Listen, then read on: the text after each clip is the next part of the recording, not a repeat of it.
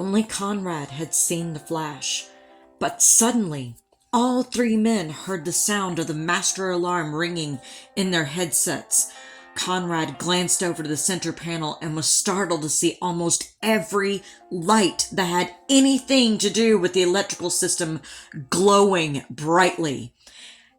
He could hardly believe his eyes. Simulation upon simulation, and he'd never seen this many warning lights all at once. Over the intercom, he started to read them aloud.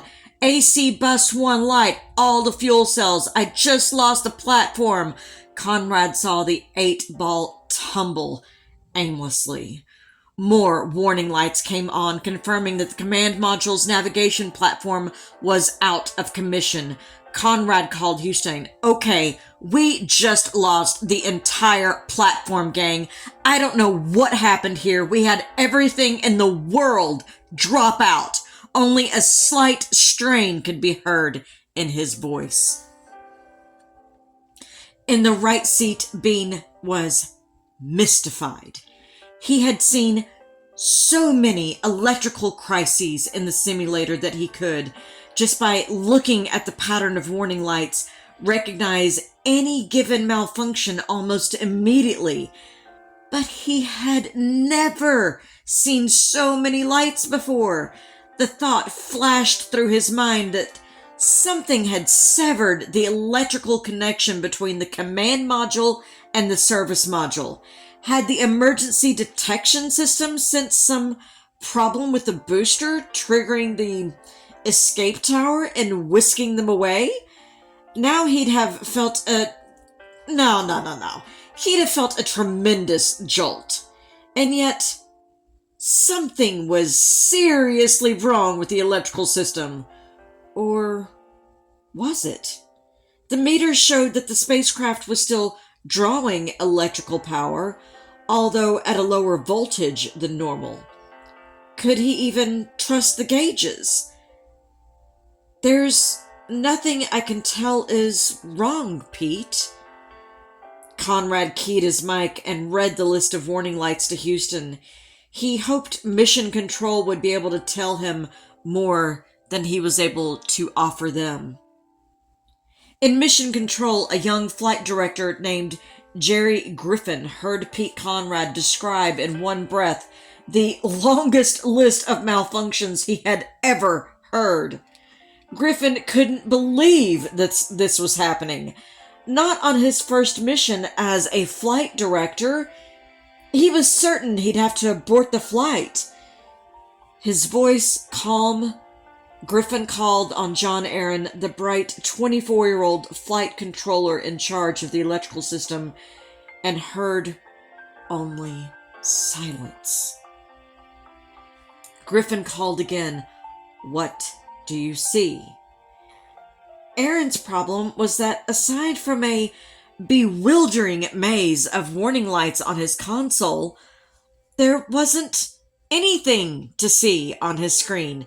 Telemetry from the spacecraft had been replaced by an undecipherable pattern of numbers.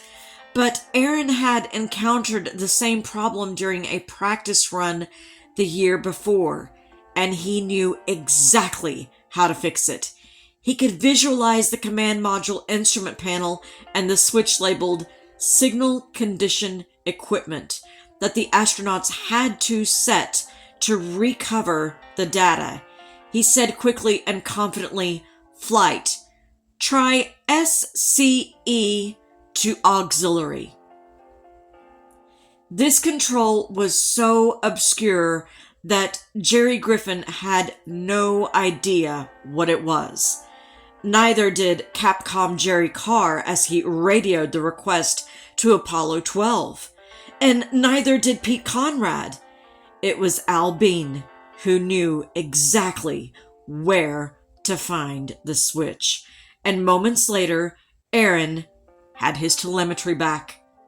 For some unknown reason, the spacecraft's fuel cells had been knocked offline. Unless they could be reconnected, the command module would only have its batteries for power, and they were reserved for re-entry. At the flight director's console, Jerry Griffin weighed the possibility of an abort. Still, the Saturn sped onward. Conrad glanced up and saw bright sunlight. They were above the clouds. They were heading in the right direction. Whatever had happened to them, it hadn't touched the booster or its guidance system. They'd make it into orbit, but Conrad was afraid he'd wind up with a dead spacecraft when they got there. The G-meter had passed 3 and was still climbing. Now the intercom buzzed with excited voices, thick with the weight of acceleration. Try the buses. Get the buses back on the line. I've lost the event timer. 2 minutes. EDS. Auto.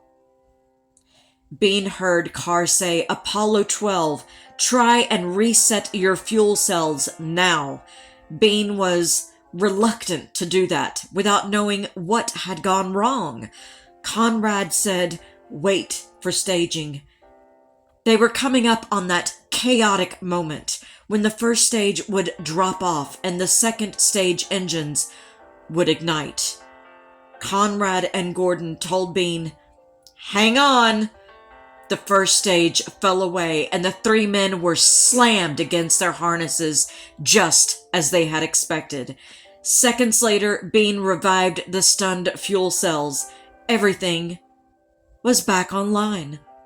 Apparently, none the worse for wear. As the second stage did its work, Conrad offered a theory. I'm not sure that we didn't get hit by lightning. Conrad was right.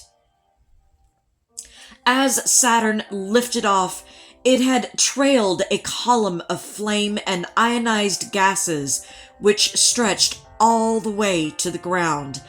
Tearing through rain clouds, it became the world's longest lightning rod. 36 seconds after liftoff, a bolt of electricity discharged right through Apollo 12 and onto the launch tower 6,000 feet below. The command module had shut itself off in response to the tremendous electric charge.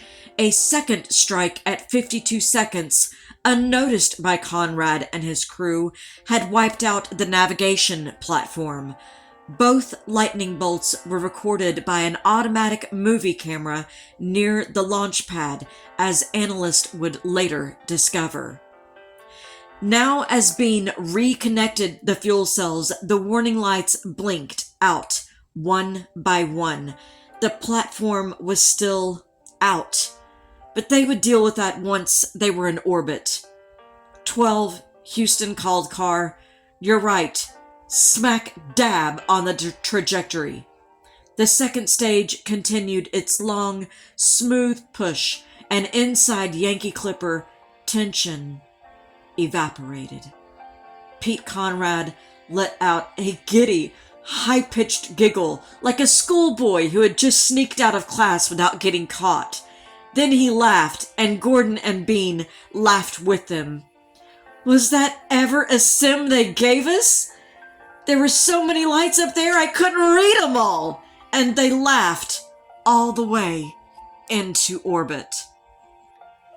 To Pete Conrad, the launch of Apollo 12 exemplified one of the most important differences between flying airplanes and flying in space. Conrad could remember narrowly avoiding a mid-air collision with another plane when he was at Pax River. After the miss, his heart pounded for several minutes, but during the lightning strike, it was different. There was no terror, nor would there be at any other time in Conrad's 4 space flights, because things just didn't happen fast enough for that. And it proved one of spaceflight's emerging maxims. If you don't know what to do, don't do anything. Conrad never gave the abort handle a moment's thought. But now in orbit, Conrad worried that the lightning had damaged something that he didn't know. Now it was up to Houston to call off the mission.